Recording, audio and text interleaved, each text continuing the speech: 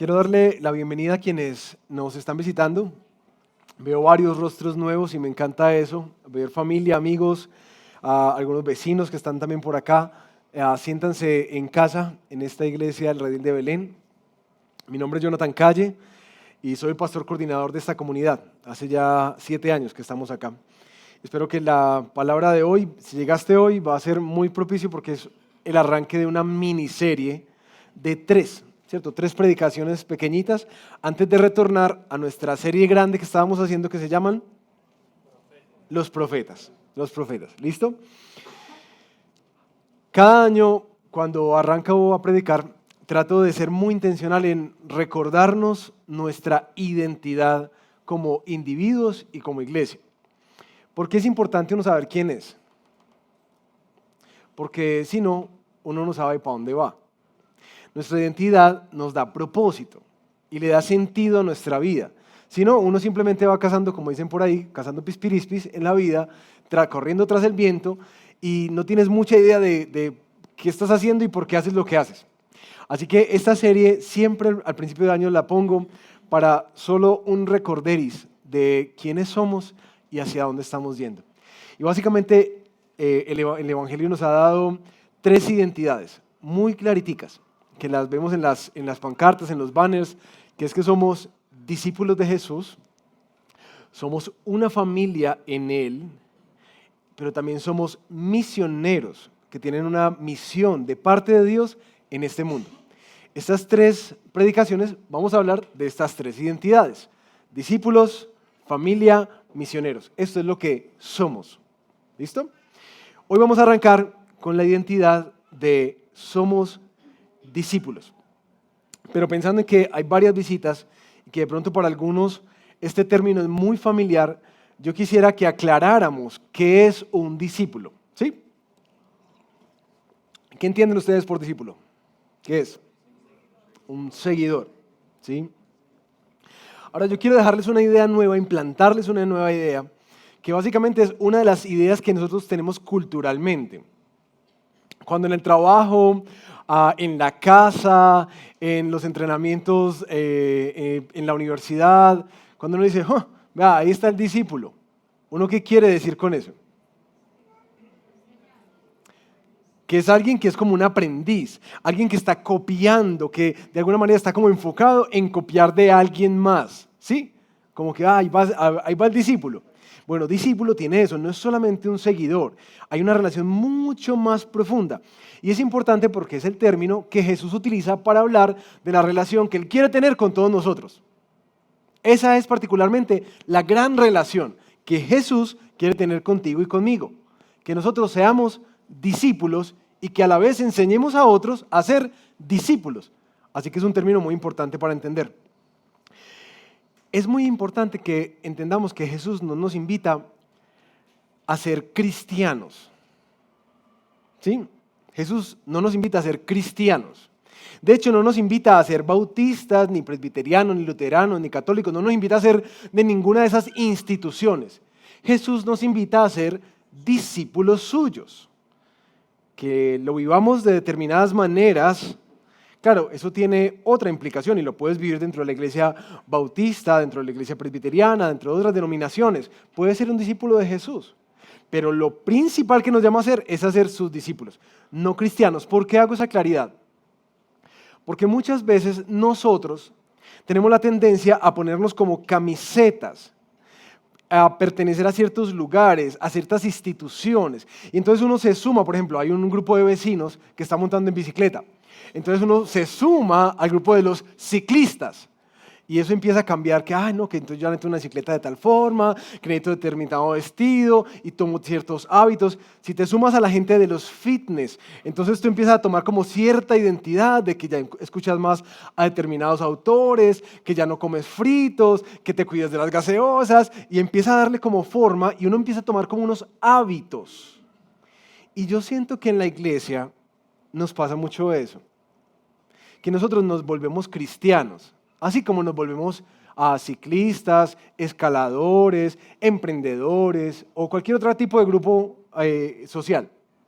Entonces, cuando llegamos a la iglesia cristiana, empezamos a absorber como que, bueno, entonces hay que madrugar los domingos y hay que servir y que para irnos programado un ágape, entonces hay que estar ahí porque eso es importante como para los cristianos y uno empieza a asumir ciertos hábitos. Pero en el tiempo me he dado cuenta que no necesariamente el hábito hacia el monje. ¿Recuerdan ese dicho? Porque uno puede estar por años siendo cristiano, pero no siguiendo a Jesús. ¿Sí? Uno puede estar por años siendo cristiano, pero no siendo un discípulo de Jesús.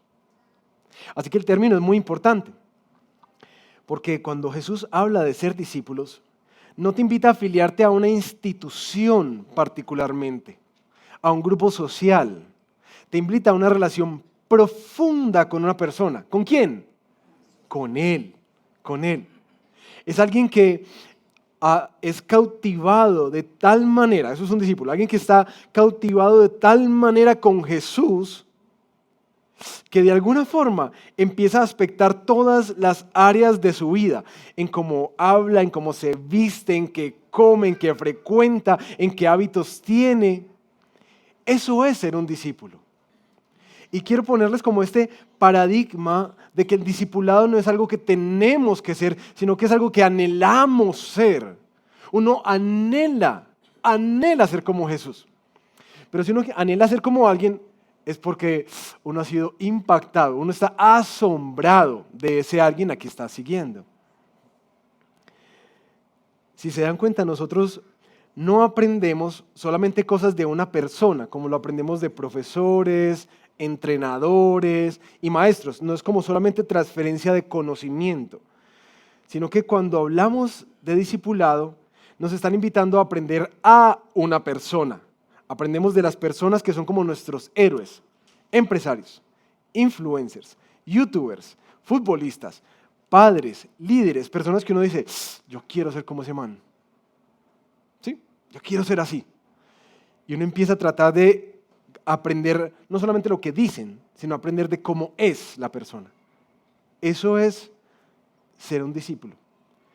Nosotros aprendemos a quienes admiramos y aprendemos y seguimos aquello que admiramos y anhelamos ser. Esta palabra de discípulo es lo que yo quisiera que este año en particular fuera lo que tú sintieras que es tu identidad. Y particularmente que tú te sientas así. No como alguien que le toca seguir a Jesús. Como en estos días estábamos en el parque. Y mi hijo Tiago tiene un amiguito que quiere mucho. Y ha estado muy preocupado por la salvación de ese amiguito.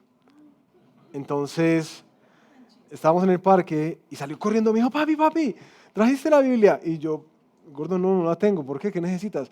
Es que le voy a compartir a mi amiguito de Jesús. Y entonces ahí se volvió corriendo. Entonces yo, claro, me fui detrás de él a ver qué iba a decir. Muy lindo en las formas en que va como engranando esta información y conectando. Pero tuvo una palabra que a mí me llamó particularmente la atención y es que decía, amiguito, tú tienes que obedecerle a Dios, porque si no, Dios se enoja. Y yo, oh.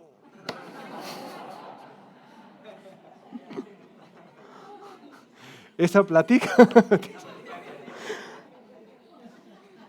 Claro, eso ameritó un diálogo grande después, tratando de explicarle, mi abuelito, claro, Dios nos muestra su enojo.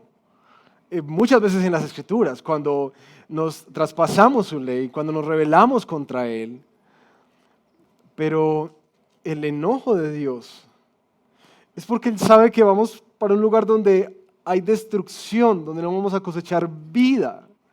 Dios se enoja porque quiere nuestro bien. De hecho, gordito, cuando Dios nos pide obedecernos, desde que nos entregó la ley, por allá en el Éxodo y en Deuteronomio por segunda vez, Él nos dice, para que tengas vida, para que te vaya bien y tengas una larga vida en la tierra. Dios nos da leyes y le obedecemos porque es lo más sensato en la vida. Porque ahí está nuestro bien. Por eso le obedecemos a Dios, no porque Dios se enoje. Pero la verdad, ese razonamiento de mi hijo, Yo creo que es el razonamiento que la gran mayoría de nosotros tenemos en el fondo. Así que cuando hablamos de somos discípulos de Jesús, es como que, ay, ¿qué es lo que tengo que hacer? ¿Qué es lo que tengo que hacer para que no me vaya mal en la vida?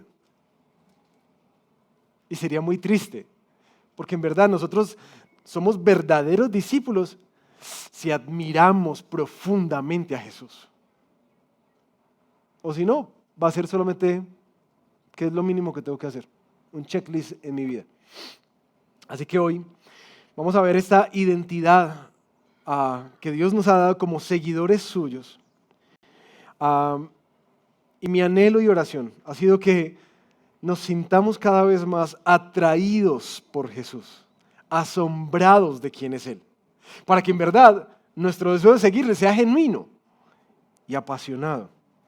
Porque créeme, mis queridos, no importa lo que tú hayas visto en esta vida, Jesús siempre es mejor, siempre es mejor. Y espero que podamos atesorar más y más esta verdad en nuestro corazón durante esta vida. Ahora, antes de entrar a nuestro texto, yo quisiera también hacer una anotación para quienes vienen buscando a Dios en estos días por X o Y razón. Ha despertado como esa hambre y esa sed y esa búsqueda espiritual. Yo quiero animarte al estudiar estudiar este texto, a ver que un cambio de vida sí es posible. Eso es muy importante, porque la desesperanza que hay en este mundo es impresionante. Nada más la semana pasada tuvimos 2 eventos de suicidio acá. Así que la desesperanza es una cosa muy seria. Y yo quiero enseñarte a través de las Escrituras de que sí hay esperanza. Y hay esperanza gracias a Jesús. ¿Vale? ¿Qué tal si oramos antes de leer el texto y meternos en él? Padre, te pedimos, danos de tu Espíritu sin el cual no podemos entender la palabra. Danos de tu Espíritu sin el cual no podemos darnos cuenta de nuestro pecado, de nuestras cegueras, de nuestros errores. Danos de tu Espíritu, Señor, para ser renovados, para tener fuerza, para pelear las batallas que debemos pelear. Danos de ti, Señor, para poder verte, no solamente como algo necesario, sino como lo más precioso y lo más deseable. Porque nosotros queremos ser discípulos, en verdad, pero nuestros ojos tienen que ser abiertos para asombrarnos con quién eres tú. Te pedimos que hoy, en estas implicaciones que Pablo va a mostrar de lo que significa ser discípulos, ese antes y ese después de la vida, nosotros seamos animados por ti, despertados a una nueva pasión para vivir este año, profundamente comprometidos por nuestro deseo y nuestro corazón de seguirte. Eso te lo pido en el nombre de Jesús. Amén. Bueno, queridos, vamos a volver a la carta de los Efesios y hoy vamos a ver un texto que es largo. Hay tantas cosas que hay que decir de este texto, pero voy a hacer un esfuerzo por poder pasar de manera intencional por esta vida del discípulo. Porque este texto, Efesios capítulo 4, versículo 17 en adelante. Resulta que cuando Pablo nos decía, recuerdan ahorita en Navidad, en Efesios capítulo 1, todas las bendiciones espirituales que tenemos en Cristo, ese gran plan de cómo Dios está restaurando no solamente nuestra vida, sino todas las cosas, poniéndolas bajo el señorío de Jesús. Y cómo Él ha dado su espíritu a su iglesia para que sea quien se levanta y muestra la gloria de Jesús. Pablo, después de mostrar todas las bendiciones que tenemos gracias a Jesús, pasa en el capítulo 4 a hablar de las cosas prácticas, que literalmente él arranca en el versículo 1 diciendo: vivan de una manera digna de la vocación con que han sido llamados. Y desde ahí la carta de Efesios se vuelve profundamente práctica, porque entonces toda esta teología, toda esta belleza de lo que él ha hecho, ahora nos pide y nos invita a vivir a la altura de quienes somos en Jesús. Y lo que vamos a leer hace parte de ese gran paquete de las formas prácticas en que vivimos como discípulos de Cristo. Quiero arrancar como animándolos como Pablo lo hace con los Efesios, con una serie de exhortaciones e invitaciones para este 2024. Porque Pablo, a la luz de todo lo que les ha enseñado, entonces coge a la iglesia y le dice: iglesia, hermanos, si esto es lo que nosotros somos y si esto es lo que se nos ha dado en Jesús, entonces empiezan la serie de exhortaciones.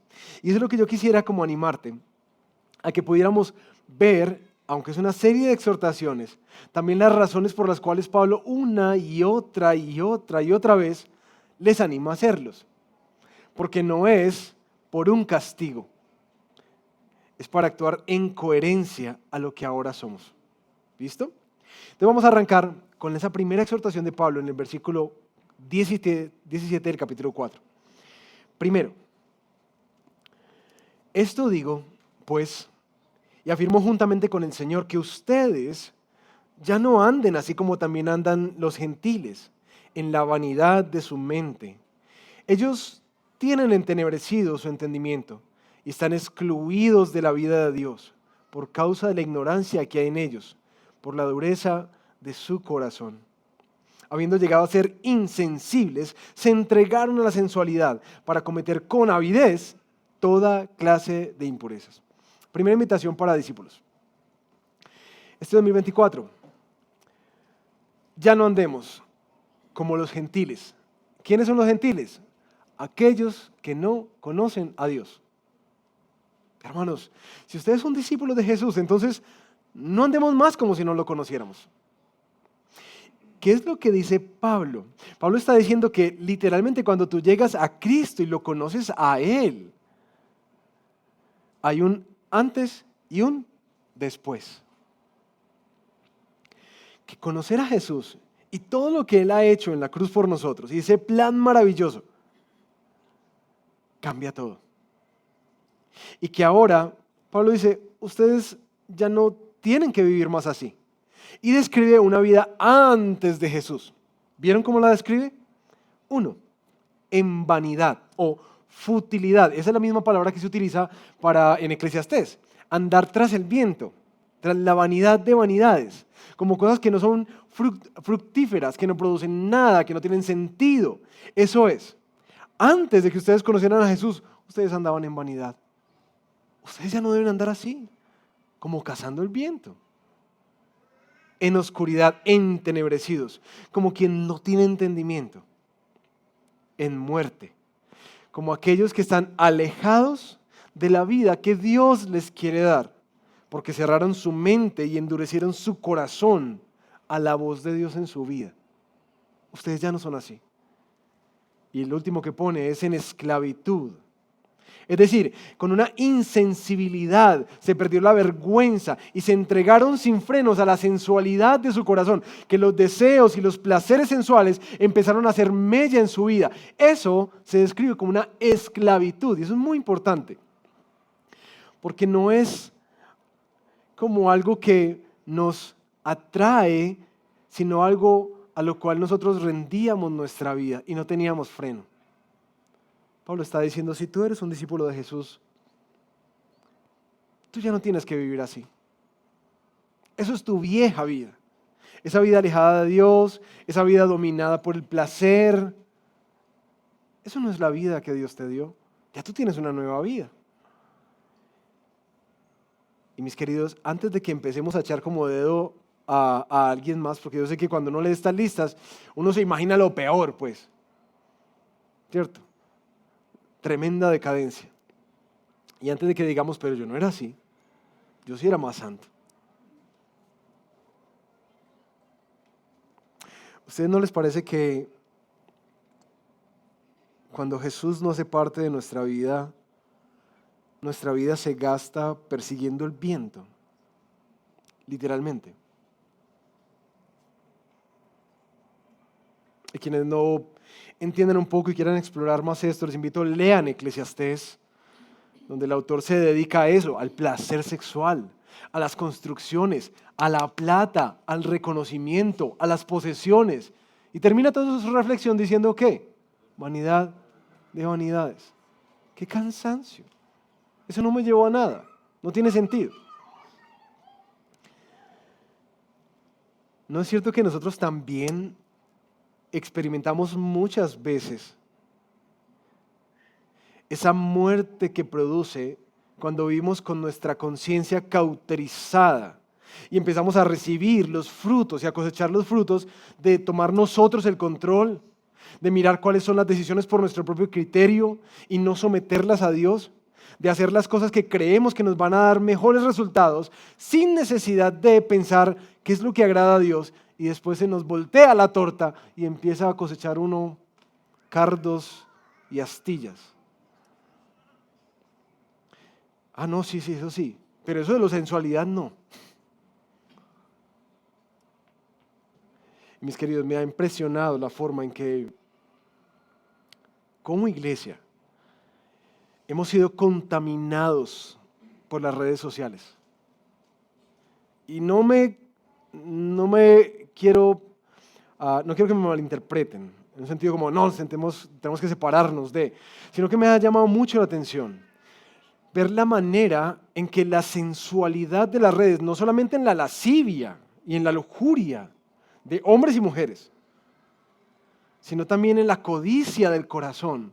Porque claro, como todo el mundo monta la foto bonita, en el lugar en donde uno quiere estar, con el cuerpo que uno quiere tener y con el carro que uno quiere manejar, especialmente en vacaciones, ¿cierto? ¿No es cierto que eso es como un motor ahí? Un motor que va corroyendo por dentro el corazón.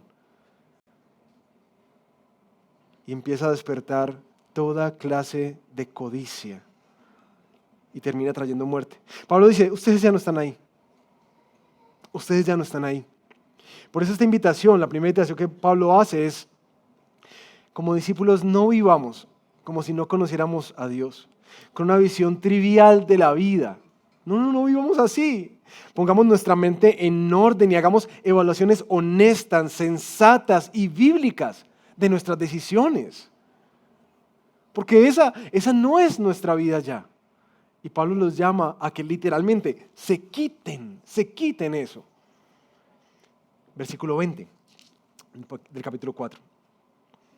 Pero ustedes no han aprendido a Cristo de esta manera si en verdad lo oyeron y han sido enseñados en Él, conforme a la verdad que hay en Jesús.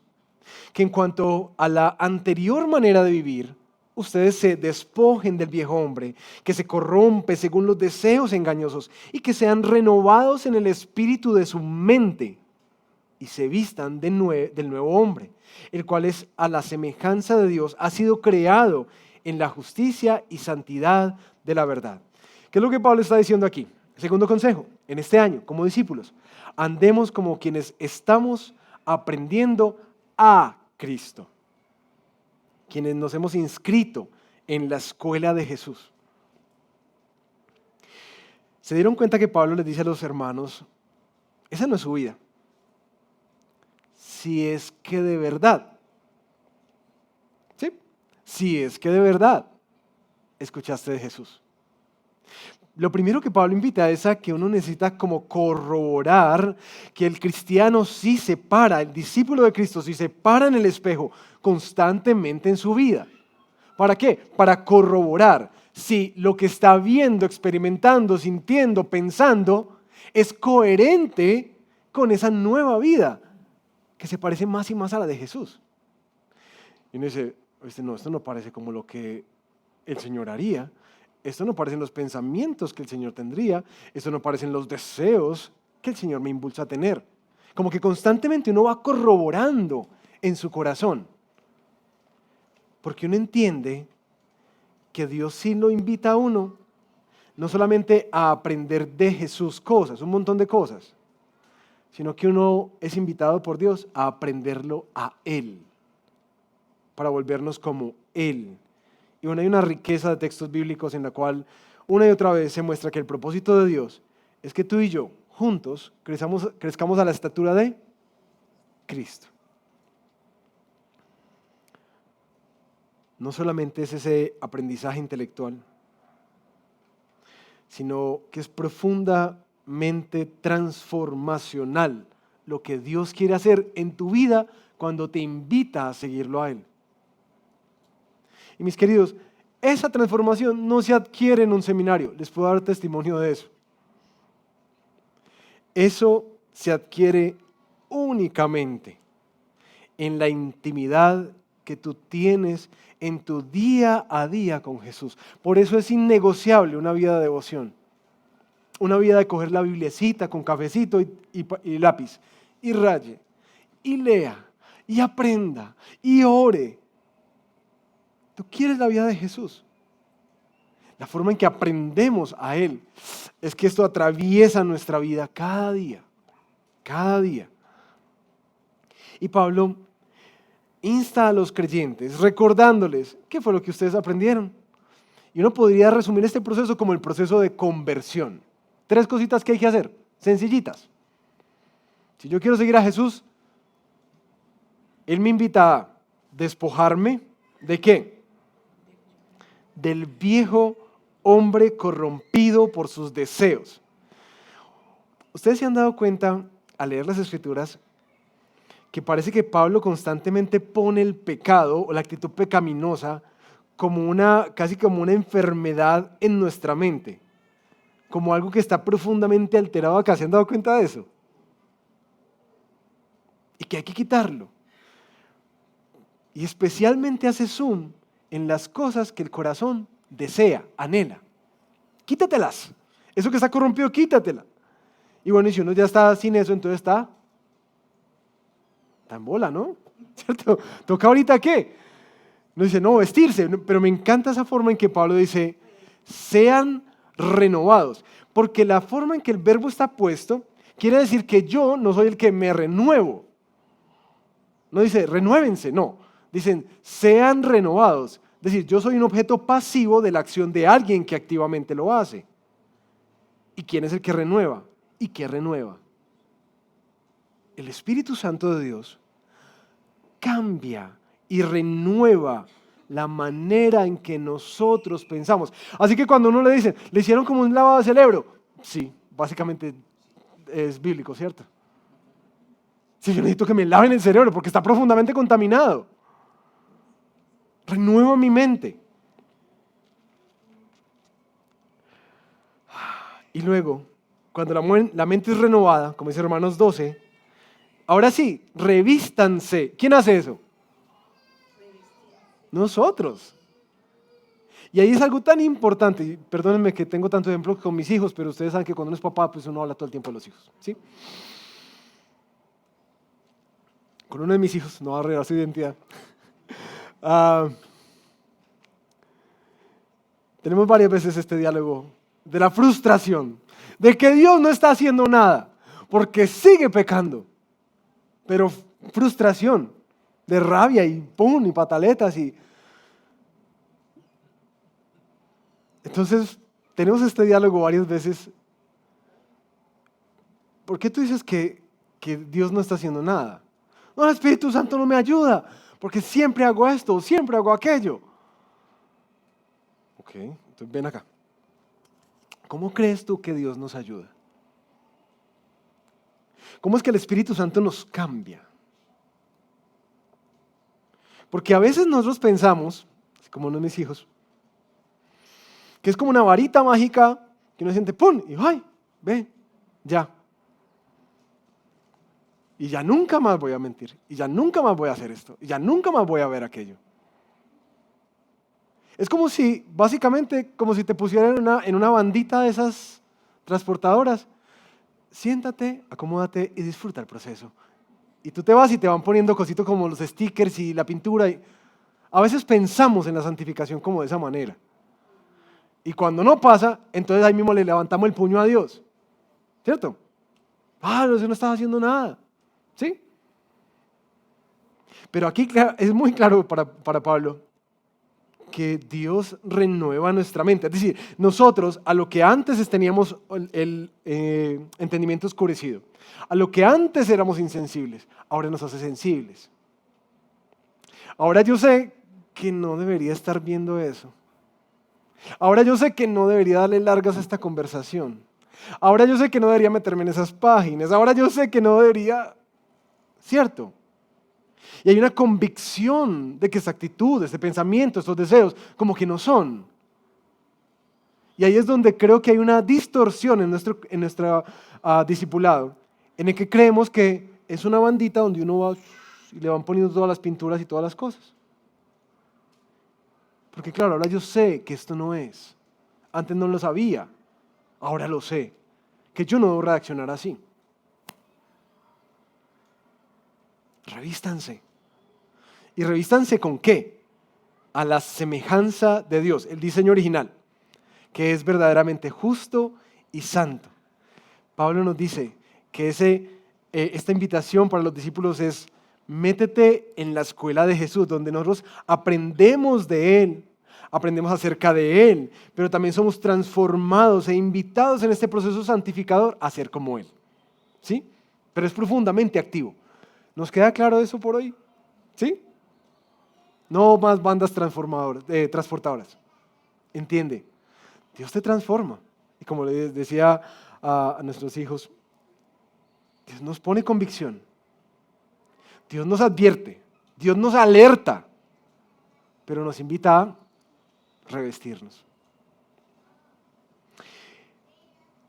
La tercera invitación de Pablo. Versículo 25 en adelante.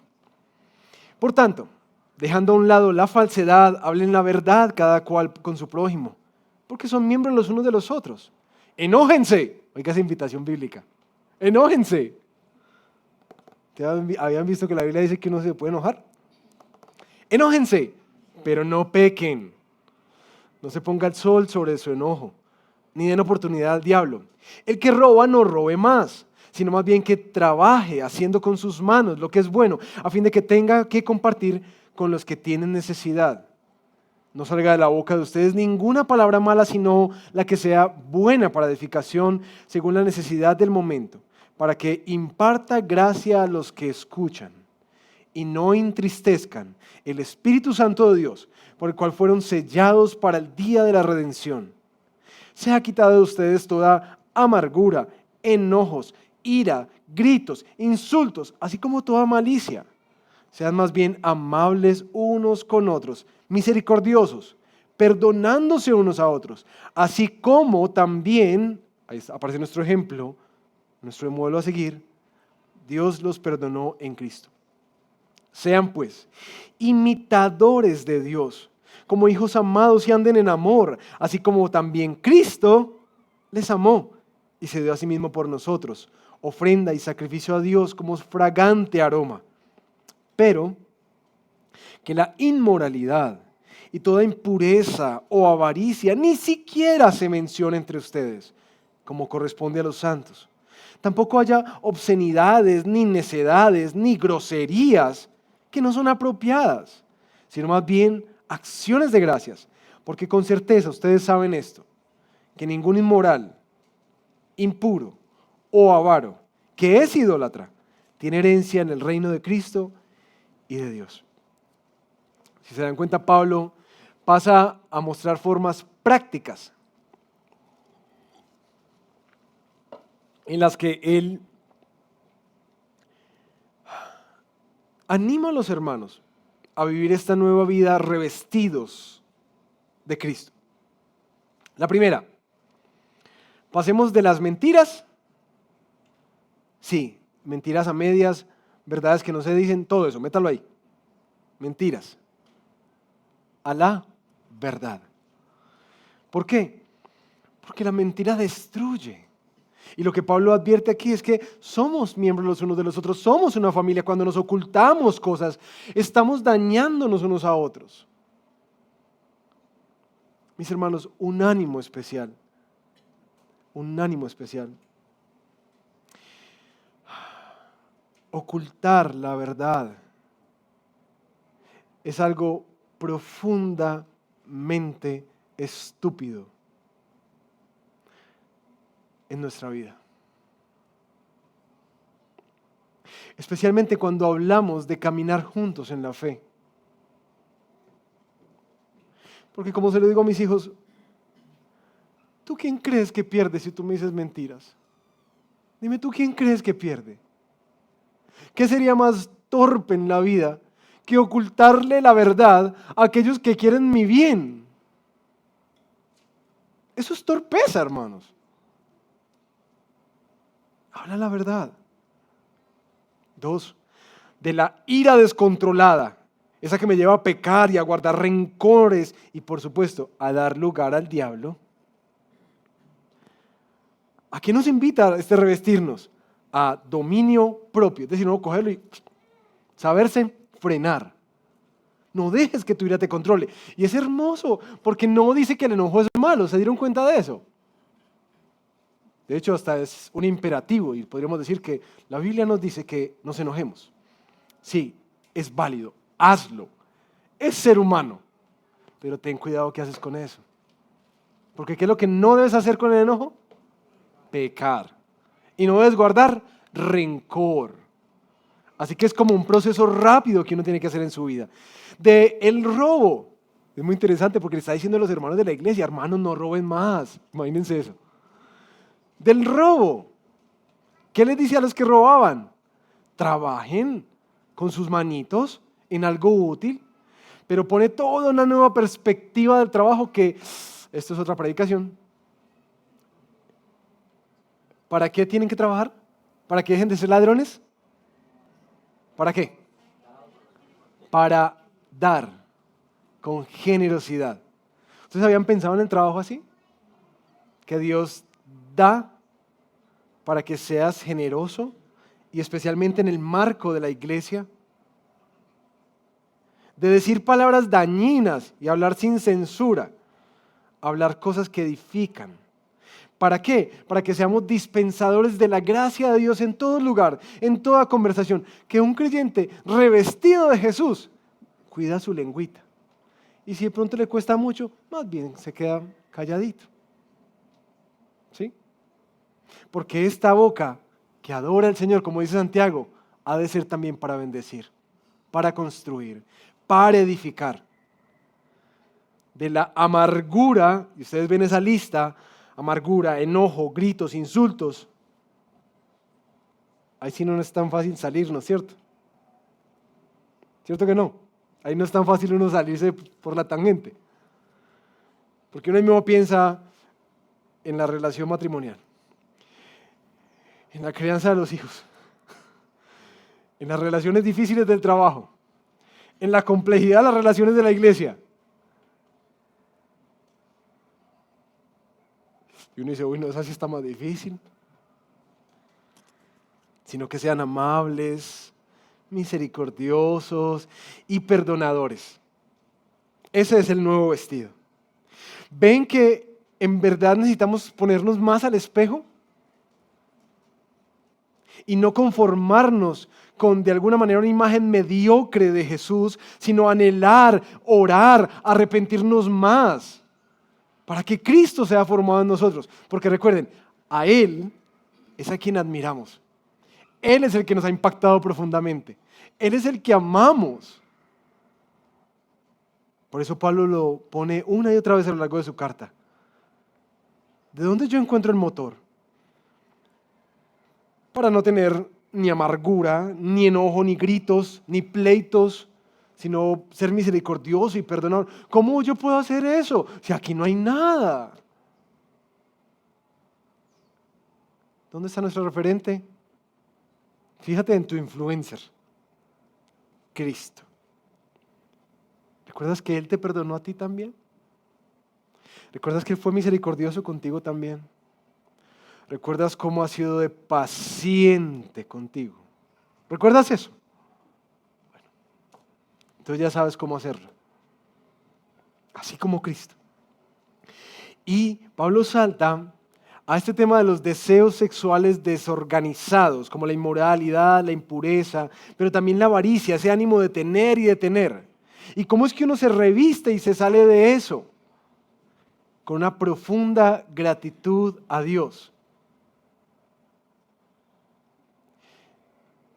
Y de las conversaciones necias, es decir, de esas conversaciones que no dan al lugar, que no son apropiadas, porque son chistes flojos, porque son temas salidos de tono, porque son conversaciones que de alguna manera no solamente avalan el pecado, sino que lo promueven, lo disfrutan y no lo censuran. Aquí nos está diciendo que nosotros hemos de ser quienes frenan eso, no quienes participan de eso.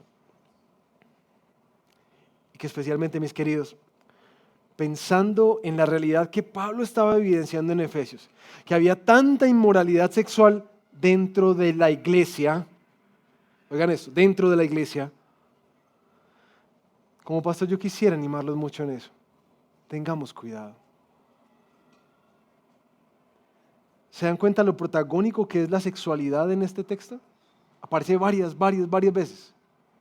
La sensualidad, la lascivia, la lujuria. Parece que eso tiene un lugar muy protagónico en nuestra lucha en el corazón. Mucho.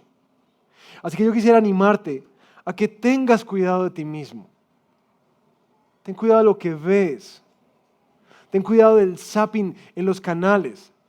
Ten cuidado de las conversaciones que tienes en el trabajo. Ten cuidado aún con las conversaciones que de pronto están siendo pasadas de tono con algunos compañeros del trabajo, con algunas compañeras del trabajo. Ten cuidado. Ten cuidado con lo que texteas o con el sexting. Ha sido muy común ver eso. Ten cuidado. Porque a veces, ahí está lo que Pablo está advirtiendo a continuación. A veces pensamos que eso no es como tan pecado como es que yo no me fui con otra mujer o yo no me fui con otro hombre. Fueron solamente diálogos, fueron solamente fotos, fueron solamente visitas a determinadas páginas, fueron visitas solamente a determinados lugares, fueron solo ciertas películas. Y sí, si ustedes notan, sí hay un celo de Dios en que su pueblo y sus seguidores caminan en santidad como Él, especialmente en lo sexual. Por eso dice el versículo 5 al 9, porque con certeza ustedes saben esto, que ninguna persona que sea caracterizada de esta manera, que su vida se caracterice por ser inmoral, impuro, avaro, que es idólatra, tiene una herencia en el reino de Cristo. Mis hermanos, no me digas que tú eres cristiano y vives de esa manera, que se caracteriza tu vida así y que no tienes freno, que no tienes remordimiento, que no tienes arrepentimiento, que nada te estorba para pecar deliberadamente. El acto más grande de amor que yo puedo hacer por ti y por mí es, mira, para y revísate. Si en verdad has conocido a Cristo, porque esa no es la enseñanza de Cristo. ¿Me entienden? Examínate. Porque, continúa Pablo, versículo 6, que nadie los engañe con palabras vanas. Pues por causa de estas cosas, la ira de Dios viene sobre los hijos de desobediencia. Por tanto, no sean partícipes con ellos, porque antes ustedes eran tinieblas, pero ahora son luz en el Señor. Anden como hijos de luz, porque el fruto de la luz consiste en todo lo que es bueno, en todo lo que es justo, en todo lo que es verdadero. En eso consiste el fruto. Y quiero animarte con esta advertencia a que tengamos cuidado. Porque en nuestro tiempo de tanta flexibilidad y de tanta tolerancia, ha habido siempre, hay y habrá en la iglesia quienes defiendan este tema de, pero hay gracia, pero el Señor sabe que somos pecadores, eso no es tan grave. Como que empezamos a bajarle el estándar a la santidad. Ahí es que Pablo dice, tengan cuidado. Porque mis hermanos, ustedes han visto los documentales, ustedes han visto las noticias de cuánta caída hay dentro de la iglesia cristiana, especialmente de pastores. ¿Cierto que sí?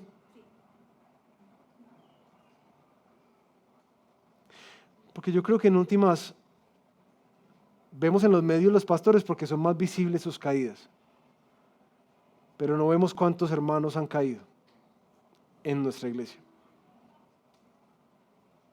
y que caminaban, pero hoy no caminan con nosotros. Tengo memoria de muchos en mi caminar como pastor, de muchos. Así que esta advertencia es muy seria, es muy seria.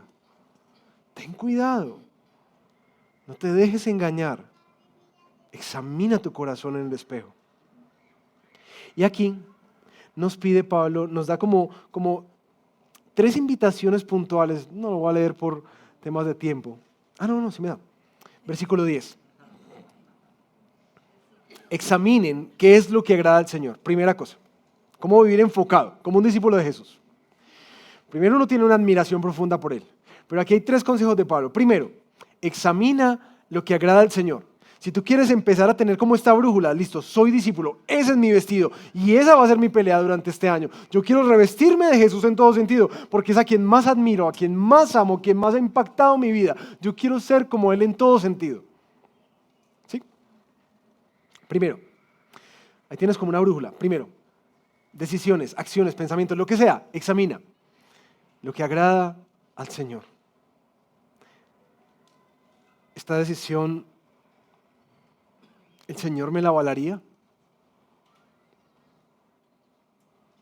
Estos programas, este manejo del tiempo, este manejo del recurso, estas relaciones y diálogos, ¿sería algo en lo cual el Señor se sentiría como complacido conmigo? ¿Yo podría tener este diálogo y tomar estas decisiones con Jesús aquí a mi lado? Por ahí hay una campaña en los Estados Unidos que sacaron hace mucho rato, que era una manillita, que era como, What would Jesus do? ¿Qué haría Jesús? ¿Esto es algo que honra a Dios? Un primer buen filtro para que vivas de manera sensata en la vida. Segundo, y no sean partícipes de las obras estériles de las tinieblas. Entiende cuál es su voluntad. Versículo 15. Tengan cuidado de cómo andan. Y versículo 17. No sean necios, sino entiendan cuál es la voluntad del Señor. Segundo consejo. No solamente es mirar en acción, sino también detenerse por un momento, parar y orar. Pedirle más al Señor, un entendimiento, un discernimiento de cuál es su voluntad. Pero mis hermanos, no solamente cuando vas a tener una compra de un carro, o cuando vas a cambiar de casa, o vas a cambiar de trabajo. Yo siento que a veces esa es la única forma en que le pedimos la voluntad al Señor. Deberíamos pedirle más la voluntad para hacer presupuestos, para saber cómo invertir nuestro tiempo, para saber qué vemos y qué no vemos. Sí, pidámosle, ¿cuál es tu voluntad, Señor? Y ayúdame a entenderla, porque yo quiero caminar en ella. Y el último, no se embriaguen con vino en el cual hay disolución, sino que sean llenos de el Espíritu. Que me mantenga embriagado, saturado, lleno del Espíritu Santo de Dios. La pregunta es, ¿eso cómo se hace? Uno cómo se llena del Espíritu de Dios. Pablo culmina este texto dando la respuesta. Lastimosamente en nuestra traducción, el participio que muestra 4 formas en las que Pablo nos muestra que uno busca la llenura del Espíritu. Primera, hablando entre ustedes con salmos, himnos y cánticos espirituales, haciendo adoración constante en tu corazón. Tercero, dando gracias siempre a Dios por todas las cosas a través de Jesús. Y cuarto, sujetándote a otros en temor.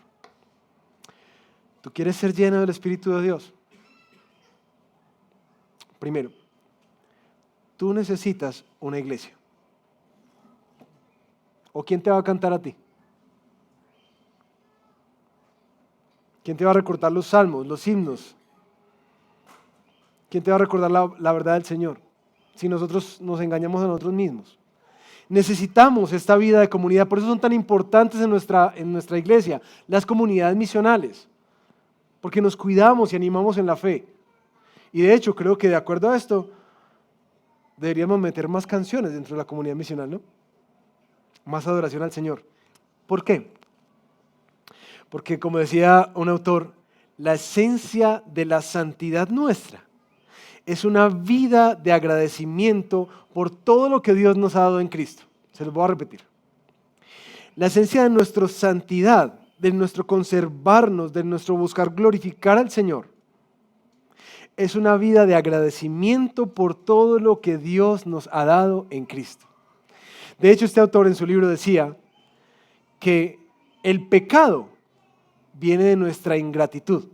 Cuando olvidamos las cosas de Dios y empezamos a disvariar buscando otra cosa, porque no logramos ver lo que Él ya nos ha dado en Cristo Jesús. Por eso es tan importante los cantos, los himnos y los salmos, porque en ellos, ¿qué es lo que hacemos? Lo que acabamos de hacer ahorita.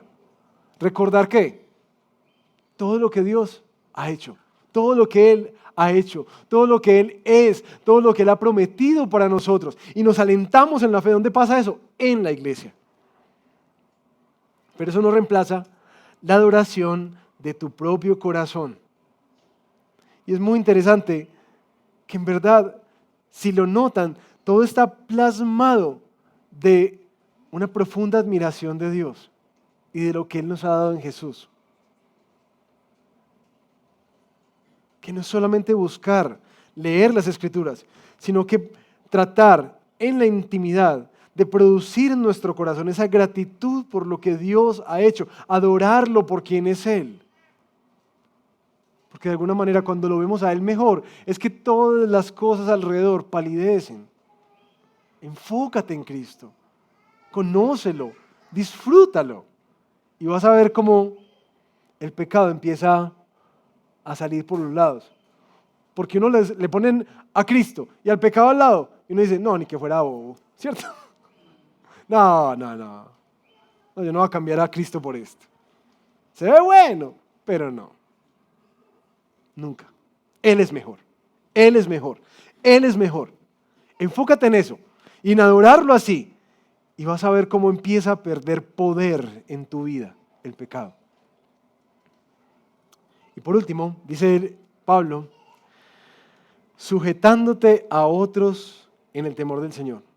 ¿Por qué creen que eso es importante? ¿Qué tiene que ver la santidad, la llenura del Espíritu con que yo le dé permiso a otros para que examinen mi vida?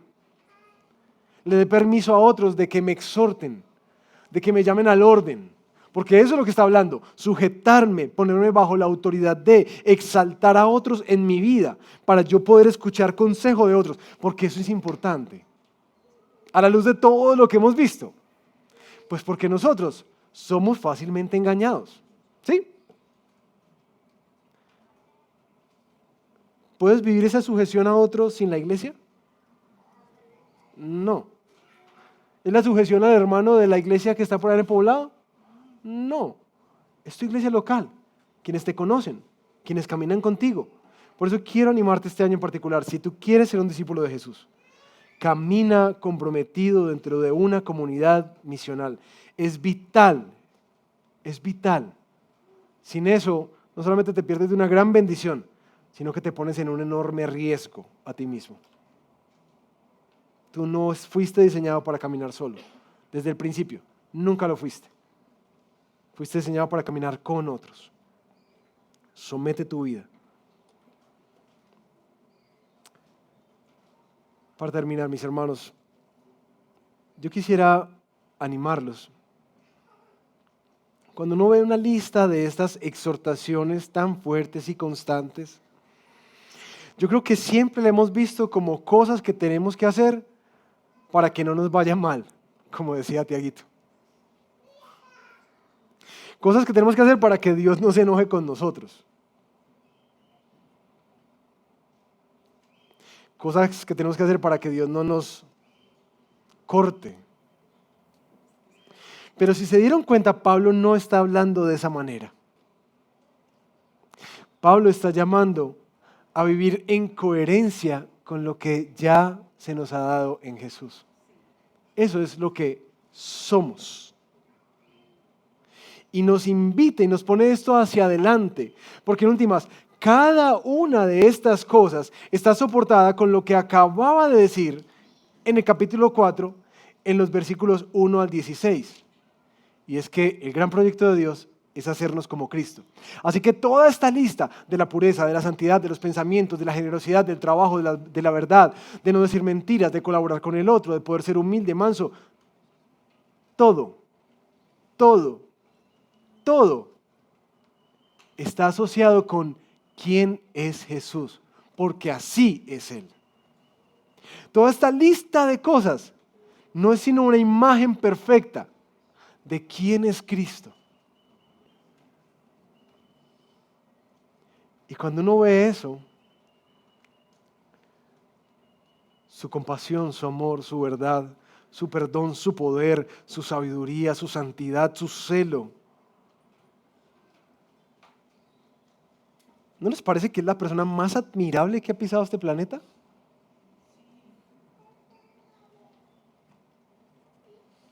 Pero claro, al vernos al espejo, sé que tú como yo ves lo lejos que estamos. Por eso me fascina esa canción que cantamos. ¿Cómo puede ser que nosotros seamos salvados por gracia? ¿Cómo puede ser que nosotros seamos vistos como justos, sin pecado? Porque Él cumplió perfectamente esto. ¿Cómo puede ser eso? Ahí es donde Pablo está diciendo, hermanos, es que así es nuestro Señor. Admírenlo para que lo sigan, vivan en coherencia con quienes ya son en Él. Esto no es una lista para temer y ser cortados. Sí es una lista para examinarnos y ver si el aprendizaje y enseñanza que hemos tenido sí ha sido el aprendizaje de Jesús. Y si tú sientes, como yo, en muchos de estos puntos,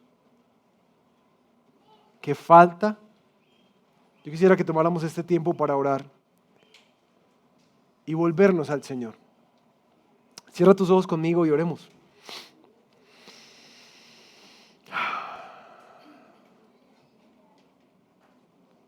Señor, queremos hacer caminar este camino que Pablo nos ha modelado acá,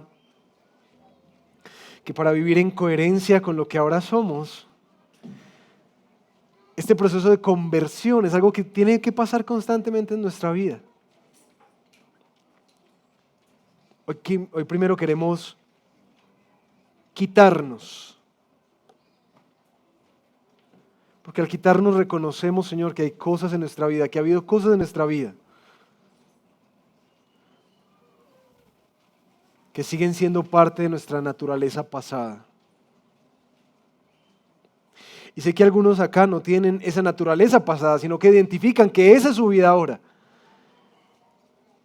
Y quiero pedirte que por favor también les invites a despojarse. Ahora que has mostrado lo infructuoso que es vivir una vida lejos de ti.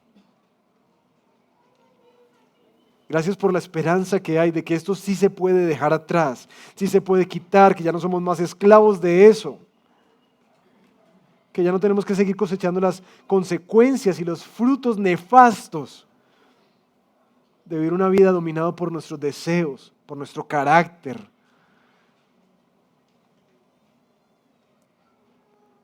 Pero también, Señor, en este segundo paso tú nos dices que te pidamos a ti, renuévanos, renueva nuestra mente, renueva nuestro corazón, porque somos torpes, Señor. Renuévanos para que este año nuestra mente sea una mente más como la de Cristo. Enséñanos a filtrar, a vivir con sensatez, a no estar persiguiendo el viento, a no dejarnos engañar con tanta facilidad. Queremos ser discípulos tuyos, Señor. Porque queremos ser como tú. Queremos que nuestra familia disfrute más a Cristo. Hijos que disfruten más a Cristo, esposos que disfruten más a Cristo, compañeros de trabajo que disfruten más de Cristo en nuestra vida. Renuévanos, por favor. Pero también, Señor, capacítanos y ayúdanos a tener coraje para pelear esta batalla de la fe, en la cual tú nos dices, sí, te renuevo, pero debes revestirte. Tú sabes que es costoso. Dejar hábitos, relaciones. En muchos hay confesiones que tenemos que hacer, sometiéndonos a nuestros hermanos para que nos ayuden a caminar. Por favor, Señor, ayúdanos a tomar decisiones sensatas y aunque sean duras y sacrificiales, muéstranos que tú eres mejor. Tú eres mejor. Tú lo vales todo.